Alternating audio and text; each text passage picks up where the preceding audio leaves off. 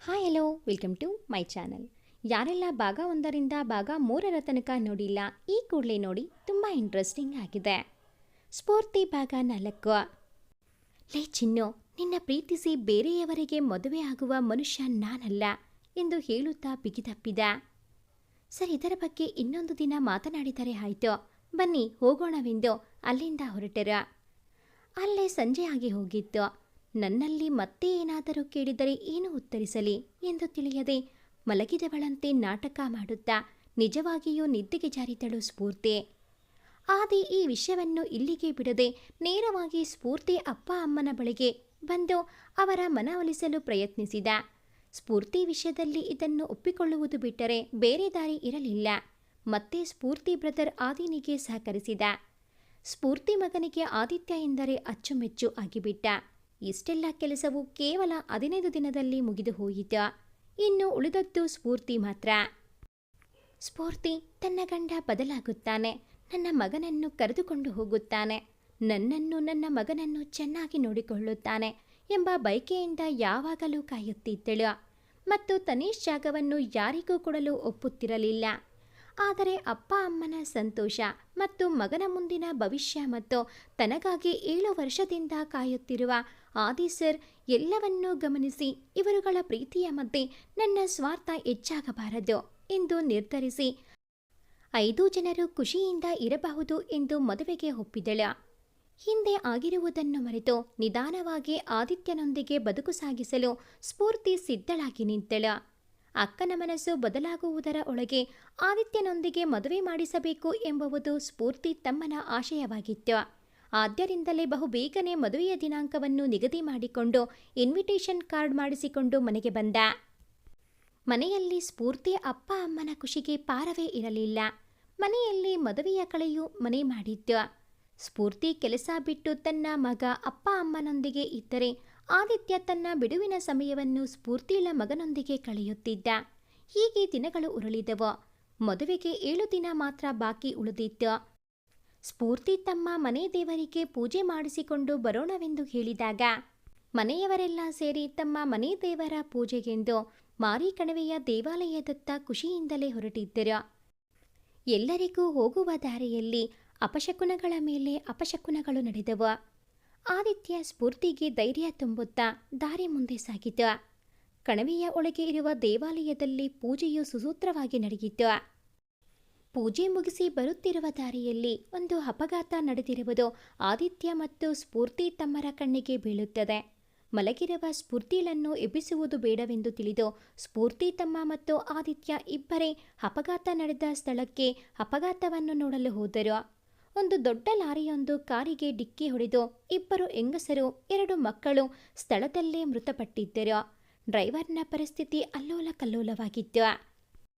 ಅಲ್ಲಿಯ ಜಿಲ್ಲಾಸ್ಪತ್ರೆಗೆ ತರಲು ಸಹಕರಿಸಿದ ಇಬ್ಬರು ತಮ್ಮ ಕಾರಿನಲ್ಲಿ ಬಂದು ಕುಳಿತರು. ಅಷ್ಟರಲ್ಲಿ ಸ್ಫೂರ್ತಿ, ಏನಾಯ್ತು, ಎಲ್ಲಿ ಹೋಗಿದ್ರಿ ಎಂದು ಕೇಳಿದಳು.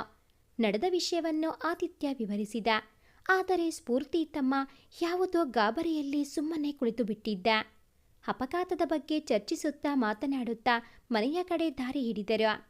ದೇವಾಲಯದಿಂದ ಬಂದೊಡನೆ ಸ್ಫೂರ್ತಿ ಮನೆಯವರಿಗೆಲ್ಲ ತಂದಿದ್ದ ಪ್ರಸಾದವನ್ನು ಹಂಚಿ ಕೊನೆಯದಾಗಿ ಆದಿತ್ಯನಿಗೆ ಕೊಡಲು ರೂಮಿಗೆ ಹೋದಳು. ಆದಿತ್ಯ ಮೊದಲು ಸ್ಫೂರ್ತಿಗೆ ತಿನ್ನಿಸಿ ನಂತರ ಅವನು ಪ್ರಸಾದವನ್ನು ತಿಂದನು. ಸ್ಫೂರ್ತಿ ಆದಿತ್ಯನನ್ನು ನೋಡುತ್ತಾ ನಿಂತು ಬಿಟ್ಟಳು. ಆದಿ, ಯಾಕೆ ಚಿನ್ನು ಹೀಗೆ ನೋಡ್ತಿದೀಯಾ ಎಂದು ಕೇಳಿದಾಗ ಅವನ ಎದೆಗೆ ತಲೆ ಇಟ್ಟು, ನೀವು ಯಾವ ದೇವರಿಗೂ ಕಮ್ಮಿ ಇಲ್ಲ ಎಂದು ತನ್ನ ಅಪ್ಪುಗೆಯನ್ನು ಬಿಗಿಗೊಳಿಸಿದಳು. ಆದಿ ತುಂಬ ಸಂತೋಷದಿಂದ ತನ್ನ ಕೈಗಳನ್ನು ಅವಳೊಂದಿಗೆ ಬಳಸಿ ಹಣೆಗೆ ಮುತ್ತಿಟ್ಟು, ನೀನೆಂದಿಗೂ ನನ್ನವಳೆ ಕಣೆ ಎಂದು ಹೇಳಿ, ದೇವರಿಗೆ ಬೇರೇನೂ ಇಲ್ವಾ ಎಂದು ರೇಗಿಸಿದಾಗ ಸ್ಫೂರ್ತಿ ಮಗ ಆದಿ ಎಂದು ಕೂಗುತ್ತಾ ಓಡಿ ಬಂದನು. ಅವನನ್ನು ನೋಡಿದ ತಕ್ಷಣ ದೂರ ಸರಿದರವರು. ಸ್ಫೂರ್ತಿ ಮಗನನ್ನು ಕರೆದು, ಲೋ ಪುಟ್ಟ, ನೀನು ಆದಿ ಅನ್ಬಾರ್ದು, ಇನ್ಮುಂದೆ ಅಪ್ಪ ಅಂತ ಕರಿಬೇಕು ಎಂದು ಆದಿ ಸ್ಫೂರ್ತಿ ಮಗನನ್ನು ಎತ್ತಿ ಮುದ್ದಾಡಿದನು. ಇತ್ತ ಕಡೆ ತನ್ನ ಅಕ್ಕನ ಅಪಾರ ಖುಷಿಯನ್ನು ನೋಡುತ್ತಾ ಮೈಮರೆತು ನಿಂತ ಸ್ಫೂರ್ತಿ ತಮ್ಮ ಹೇಳಲು ಬಂದ ವಿಷಯವನ್ನು ಮುಚ್ಚಿಟ್ಟ. ಶಿವಮೊಗ್ಗದ ಪ್ರತಿಷ್ಠಿತ ಕಾಲೇಜಿನಲ್ಲಿ ಪ್ರೊಫೆಸರ್ ಆಗಿರುವ ಆದಿತ್ಯ ತನಗೆ ಬಿಡುವಿಲ್ಲದ ಕಾರಣ ಕೆಲಸಕ್ಕೆ ಹೊರಟು ನಿಂತನು.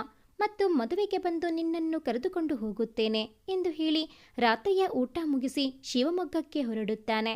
ಭಾವನನ್ನು ಸಿಟಿಯೊಳಗೆ ಬಿಟ್ಟು ಬರುವುದಾಗಿ ಹೇಳಿ ಸ್ಫೂರ್ತಿ ತಮ್ಮ ಸಹ ಆದಿತ್ಯನ ಜೊತೆಯಲ್ಲಿ ಹೊರಡುತ್ತಾನೆ.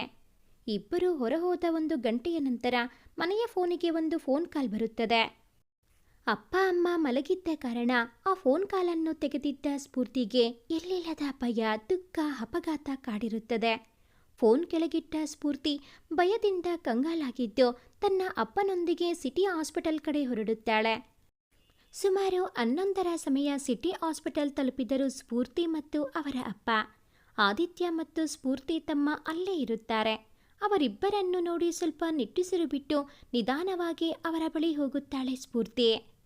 ಔಷಧಿ ಚೀಟಿಯನ್ನು ತಂದ ನರ್ಸ್ ಆದಿತ್ಯನ ಕೈಯಲ್ಲಿಟ್ಟು ಸ್ವಲ್ಪ ಬೇಗ ತನ್ನಿ ಎಂದು ಹೇಳಿ ಒಳನಡೆಯುತ್ತಾಳೆ. ಆದಿತ್ಯ ಔಷಧಿಯ ಚೀಟಿಯನ್ನು ಕೈಯಲ್ಲಿಡಿದು ಔಷಧಿ ತರಲೆಂದು ಹೊರನಡೆಯುತ್ತಾನೆ. ಆಗ ಸ್ಫೂರ್ತಿ ತಮ್ಮ ನಡೆದ ಘಟನೆಯನ್ನು ವಿವರಿಸುತ್ತಾನೆ. ತನಿಷ್ಗೆ ಅಪಘಾತ ಸಂಭವಿಸಿ ಬದುಕಿನ ಮಧ್ಯೆ ಹೋರಾಡುತ್ತಿರುತ್ತಾನೆ. ತನಿಷ್ ಅಮ್ಮ, ಹೆಂಡತಿ ಮತ್ತು 2 ಮಕ್ಕಳು ಸ್ಥಳದಲ್ಲಿ ಮೃತಪಟ್ಟಿರುತ್ತಾರೆ.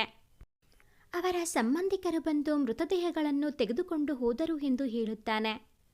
ತನಿಷ್ ಒಬ್ಬನೇ ಹಾಸ್ಪಿಟಲ್ನಲ್ಲಿ ಉಳಿಯಬೇಕಾದ ಪರಿಸ್ಥಿತಿ ಬರುತ್ತದೆ. ಅವನನ್ನು ಬದುಕಿಸುವುದಕ್ಕೋಸ್ಕರ ಲಕ್ಷಗಟ್ಟಲೆ ಹಣವನ್ನು ಆದಿತ್ಯ ಖರ್ಚು ಮಾಡಿರುತ್ತಾನೆ. ಆದರೆ ತನಿಷ್ ಪಾಲಿಗೆ ಉಳಿದಿದ್ದು ಸ್ಫೂರ್ತಿ ಒಬ್ಬಳೇ. 5 ದಿನದ ನಂತರ ತನಿಷ್ಗೆ ಪ್ರಜ್ಞೆ ಬಂದಾಗ ಅಮ್ಮ ಇಲ್ಲ, ಹೆಂಡತಿ ಮಕ್ಕಳು ಇಲ್ಲ. ತನ್ನ ದುರಂಕಾರಕ್ಕೆ ಕೈಕಾಲುಗಳು ಸ್ವಾಧೀನದಲ್ಲಿಲ್ಲ. ಹೇಳಬೇಕೆಂದರೆ ಅವನಿಗೆ ಯಾರೂ ಇರಲಿಲ್ಲ. ಆಗ ಅವನಿಗೆ ಅನಿಸಿತು, ನಾನು ಸ್ಫೂರ್ತಿಗೆ ಮಾಡಿದ ಮೋಸಕ್ಕೆ ಇದಕ್ಕಿಂತ ದೊಡ್ಡ ಶಿಕ್ಷೆ ಯಾವ ದೇವರು ನೀಡಬಲ್ಲ. ಅವಳ ಕಣ್ಣೀರಿನ ಫಲ ಇಂದು ನಾನು ಅನುಭವಿಸುತ್ತಿರುವೆ ಎಂದು ಮನದಲ್ಲಿಯೇ ನಂದು ಸುಮ್ಮನಾದ.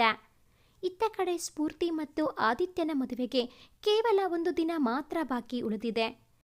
ಸ್ಫೂರ್ತಿ ತನಿಷ್ನನ್ನು ಬಿಟ್ಟು ಬರುವ ಪರಿಸ್ಥಿತಿಯಲ್ಲಿ ಇರಲಿಲ್ಲ. ಹಾಗೆಂದು ಆದಿತ್ಯ ಸ್ಫೂರ್ತಿಗಳನ್ನು ಬಿಟ್ಟು ಬದುಕುವ ಜೀವನವನ್ನು ಅವನು ನೆನೆಸಿಕೊಳ್ಳಲು ಸಾಧ್ಯವಾಗುತ್ತಿರಲಿಲ್ಲ. ಸ್ಫೂರ್ತಿ ಬಳಿ ಬಂದ ಆದಿತ್ಯ ಏನನ್ನೂ ಮಾತನಾಡದೆ ಸುಮ್ಮನೆ ನಿಂತುಬಿಟ್ಟ.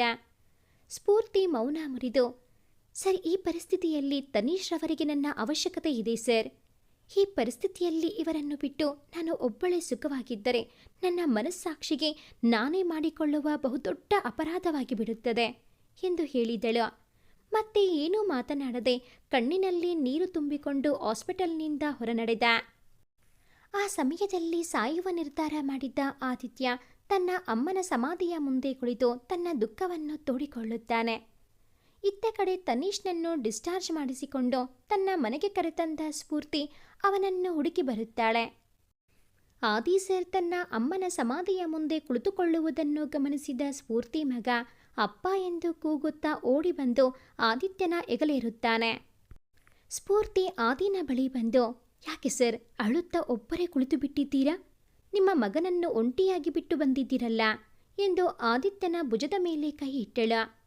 ಇಷ್ಟು ದಿನದಿಂದ ತಡೆದ ದುಃಖವನ್ನು ತಡೆಯಲಾಗದೆ ಆದಿತ್ಯ ಸ್ಫೂರ್ತಿಳನ್ನು ಗಟ್ಟಿಯಾಗಿ ತಬ್ಬಿ ಅಳಲು ಪ್ರಾರಂಭಿಸಿದ. ಚಿನ್ನು, ನನಗೆ ನಿನ್ನ ಪ್ರೀತಿ ಬಿಟ್ಟು ಬೇರೆ ಏನೂ ಬೇಡ ಕಣೆ. ನನ್ನ ಬಿಟ್ಟು ಮತ್ತೆ ನನ್ನಿಂದ ದೂರ ಹೋಗುವ ಮಾತಾಡಬೇಡ ಚಿನ್ನು, ಪ್ಲೀಸ್ ನನ್ನ ಅರ್ಥ ಮಾಡ್ಕೋ. ನಿಮ್ಮ ಪ್ರೀತಿ ಇಲ್ಲ ಅಂದರೆ ನಾನು ಸತ್ತೋಗ್ತೀನಿ ಎಂದು ಹೇಳುತ್ತಾ ತನ್ನ ಅಳುವನ್ನು ಮತ್ತಷ್ಟು ಜಾಸ್ತಿ ಮಾಡಿದ. ಸ್ಫೂರ್ತಿ ಅವನ ಕೆನ್ನೆಯ ಮೇಲಿನ ಕಣ್ಣೀರನ್ನು ಹೊರಿಸುತ್ತಾ, ನೀವು ನನ್ನ ಪ್ರೀತಿ ಬಯಸಿದ್ದೀರಿ, ನನ್ನ ಜೀವನವೇ ಪ್ರೀತಿಯ ರೂಪದಲ್ಲಿ ನಿನ್ನ ಕೈಯಲ್ಲಿ ಇಡುತ್ತಿದ್ದೇನೆ ಎಂದು ತನ್ನ ಮಗನ ಕೈಯನ್ನು ಆದಿನ ಕೈಗೆ ಇಡುತ್ತಾಳೆ. ಅವರು ನನ್ನ ದೇಹ ಬಯಸಿದರು ಅಂದು, ಇಂದು ಅದೇ ದೇಹ ಅವರ ಸೇವೆಗೆಂದು ಹೋಗುತ್ತಿದ್ದೆ. ಒಂಟಿ ಎಂದು ಕೊರಗಬೇಡಿ, ನಿಮ್ಮ ಮಗ ನನ್ನ ಪ್ರೀತಿ ರೂಪದಲ್ಲಿ ನಿಮ್ಮ ಜೊತೆ ಯಾವಾಗಲೂ ಇರ್ತಾನೆ ಅಲ್ವಾ? ನನ್ನ ಪ್ರೀತಿ ನಿಮ್ಮ ಜೊತೆ ಇರುತ್ತೆ ಅಲ್ವಾ ಸರ್ ಎಂದು ಧೈರ್ಯ ತುಂಬಿದಳು. ಇತ್ತ ತನಿಷ್ನ ಸೇವೆಗೆಂದು ಸಿದ್ಧಳಾಗಿ ನಿಂತಳು. ಸ್ಫೂರ್ತಿ ಮನೆಯಲ್ಲಿ ಅವಳ ನಿರ್ಧಾರ ಬೇಸರ ತಂದರೂ ಇವಳಿಗೆ ಸಹಕರಿಸುವುದನ್ನು ಬಿಟ್ಟರೆ ಬೇರೆ ಏನೂ ಉಳಿದಿರಲಿಲ್ಲ. ಹಣಕಾಸಿನ ವಿಚಾರದಲ್ಲಿ ಸ್ಫೂರ್ತಿ ತಮ್ಮ ಸಹಾಯಕ್ಕೆ ನಿಂತನು. ತನಗೊಂದು ಬಲವಾಗಿ ಅಪ್ಪ ಅಮ್ಮ ಜೊತೆಯಲ್ಲಿ ನಿಂತರು. ತನಿಷ್ನ ಆರೋಗ್ಯದತ್ತ ಗಮನ ಹರಿಸಿದ ಸ್ಫೂರ್ತಿ ತನ್ನ ಮನೆಯವರ ಒತ್ತಾಯಕ್ಕೆ ಬಿಚ್ಚಿಟ್ಟಿದ್ದ ತಾಳಿ ಕಾಲುಂಗರಕ್ಕೆ ಮತ್ತೆ ಮರುಜೀವ ಕೊಟ್ಟಿದ್ದಳು. ಇತ್ತ ಕಡೆ ಆದಿತ್ಯನನ್ನು ಅಪ್ಪ ಎಂದುಕೊಂಡ ಸ್ಫೂರ್ತಿ ಮಗ ಆನಂದವಾಗಿ ಅಪ್ಪ ಅಮ್ಮನ ಪ್ರೀತಿಯನ್ನು ಆದಿತ್ಯನಲ್ಲಿ ಪಡೆಯುತ್ತಾ ಶಿವಮೊಗ್ಗದ ಪ್ರತಿಷ್ಠಿತ ಸ್ಕೂಲಿನಲ್ಲಿ ಓದುತ್ತಾ ಆರಾಮಾಗಿ ಇದ್ದೆನು. ಒಟ್ಟಿನಲ್ಲಿ ಸ್ಫೂರ್ತಿ ಬೇರೆಯವರ ಸಂತೋಷಕ್ಕಾಗಿ ತನ್ನ ಸಂತೋಷವನ್ನು ಮುಡುಪಾಗಿಟ್ಟಳು. ಆದರೆ ತನ್ನಿಷ್ ಜಾಸ್ತಿ ದಿನ ಉಳಿಯಲಿಲ್ಲ.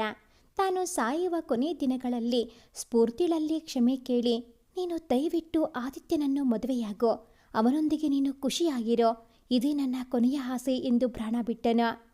ಕೊನೆಗೂ ಸ್ಫೂರ್ತಿ ಮತ್ತು ಆದಿತ್ಯ ಒಂದಾಗಿ ಖುಷಿಯಾಗಿ ಜೀವನ ನಡೆಸಿದರು.